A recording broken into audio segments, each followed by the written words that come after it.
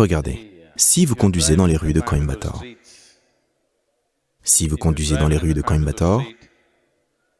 vous devez éviter les obstacles qui se trouvent dans des endroits étranges.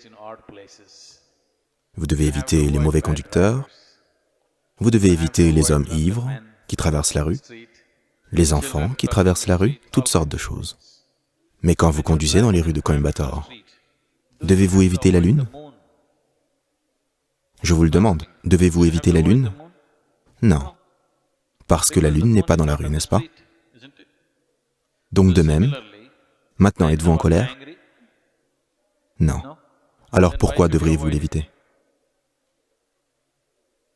Il n'y a pas besoin de l'éviter, c'est juste que vous pensez que la colère est une entité qui existe. La colère n'est pas une entité. Vous vous mettez en colère. Vous vous mettez en colère. La colère n'est pas assise quelque part et vous attaque. Cela n'existe pas. Vous vous mettez en colère.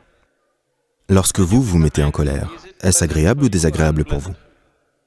Désagréable pour vous.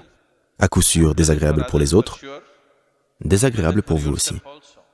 Aujourd'hui, la médecine sait vous prouver que quand vous êtes en colère, vous empoisonnez votre système. Vous savez, nous l'avons toujours su, mais aujourd'hui, des tests sanguins vous montrent clairement que vous empoisonnez votre système, générant du poison dans le système en étant en colère. Alors, pourquoi voudriez-vous vous empoisonner? Ce n'est pas un acte conscient. Vous vous empoisonnez, vous vous causez des désagréments, seulement parce que votre esprit ne prend pas d'instruction de votre part.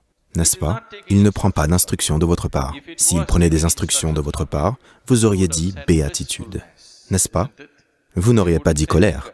Mais maintenant, quand vous voulez être paisible, il se fâche, parce qu'il ne reçoit pas d'instruction de votre part.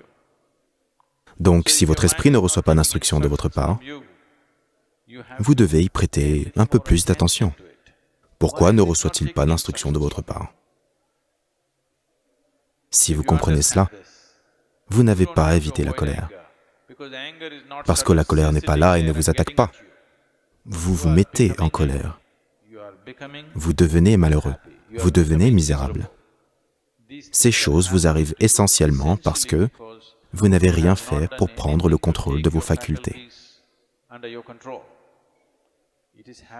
Cela arrive accidentellement, juste par hasard. Si les situations extérieures sont bonnes, vous êtes également bon. Si les situations extérieures sont mauvaises, vous êtes aussi mauvais. Ce n'est pas comme ça que la vie humaine devrait être. La vie humaine devrait être comme ça. Si je suis bon, tout autour de moi devient bon. Cela devrait être la réalité, n'est-ce pas? En ce moment, si les choses autour de moi sont d'une certaine façon, je vais devenir comme ça. Non, non. La conscience humaine devrait créer des situations. À l'heure actuelle, les situations créent la conscience humaine. Ce n'est pas la bonne façon de façonner la vie humaine.